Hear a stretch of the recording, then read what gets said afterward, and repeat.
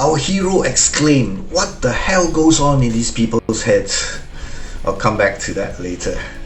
Hi guys, this is a story told on Thai Talk with Dan channel. Our hero, Paul, went on a fishing trip to Thailand, ended up in Phuket, where a stunning girl walked past and said hello to him.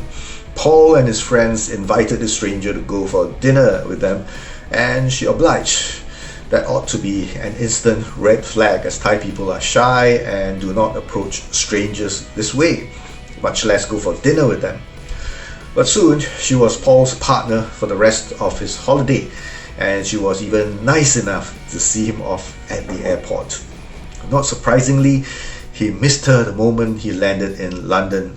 He was in England, she was in Sarakam, and she claimed to be an accountant. They video called each other several times a day, and soon Paul found himself sending her money for her mother's medical expenses. Paul's lover then gave him a shock by divorcing her ex-husband in Bangkok. Paul went there on his second trip, and the couple just spent their time indulging in food, drinks, and carnal pleasures. He then went with her to her hometown in Sarakam in Isan to meet her parents. In the village, they continued partying all day, all night, which pretty much happens in any village where there's a paying guest in town. Paul was so over the moon that he decided to get married. The sinsod, or bride price, was agreed at 300,000 baht. Now I need to point out that sinsod is what the groom gives to the bride's parents, and not a dowry, which is what the bride brings to the groom's family. This woman was obviously not marrying for the first time, so 300,000 is too much. But for someone marrying for the first time, especially when she's an accountant, 300,000 to 500,000 is the going rate. Of course, the wedding was like a dream to Paul, with gold jewelry, monks, solemn ceremonies followed by intense partying like there's no tomorrow. The celebrations went on for a week, and he paid for every single day of partying for some 400 villages. Now note that such indulgence could happen in any village where everyone is absolutely decent, honest, and reasonable by local standards. The limits are determined by the generosity of the Farang sponsor. Note that Paul kept mentioning words like dream and time of my life and all that. Take note of that. I'll come back to that in a moment. Back to our story. Paul's wife would move back to the village from Phuket and wait for her visa to be processed so the newlyweds could stay together in England. Now in the meantime, she ran a shop at her hometown with her sister, and she asked for money to buy a new car to transport goods. Like any sensible person, Paul told her that she had no need for a new car as she would be moving to the UK soon. That's when she got angry and blocked him on social media. She then messaged him telling him that she had sold all the wedding gifts to pay for the car. She then showed off pictures of a new car and her nose job. She had also been gambling, asked for more money, and kept delaying her trip to the UK. There was a period of silence after some heated exchanges over money. Then he received an email telling him how much he had neglected his wife. Paul exclaimed, "What the hell goes on in these people's heads?"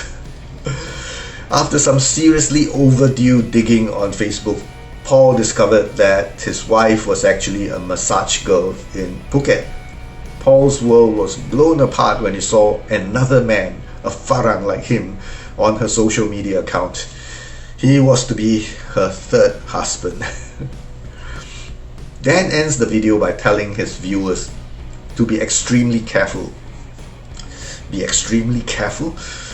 From the first time I went to Thailand in 1984, I've seen cohort after cohort, generation after generation of Farang men who have gotten themselves into similar situations. In the past, we only had books, and I thought that things would be different with the internet. Well, nothing has changed in spite of the profusion of horror stories.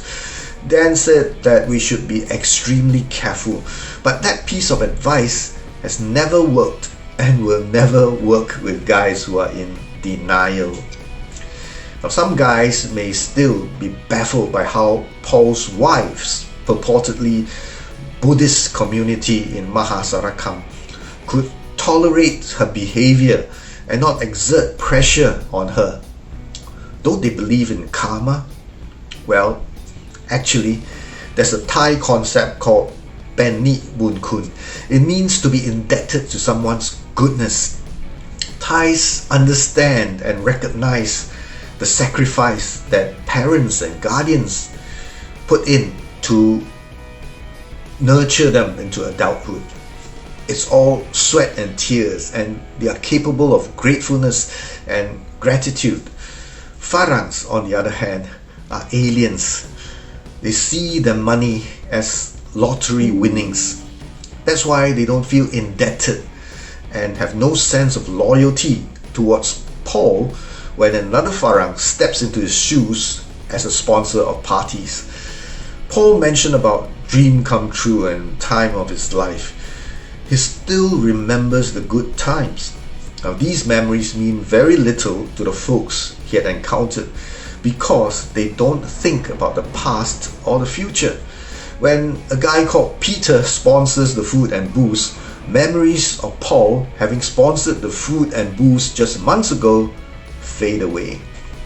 It doesn't bother them that the same person is getting married for a second, third, or fourth time, as long as they get a chance to feast.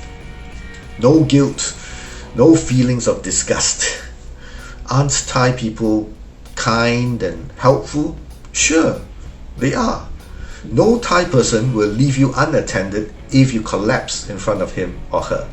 But out of sight and out of mind, the same kind soul may totally ignore you once your money has stopped flowing. That's all the time I have for now. Do check out my books if you want more details on this mentality. The links are in the description. See you in the next video.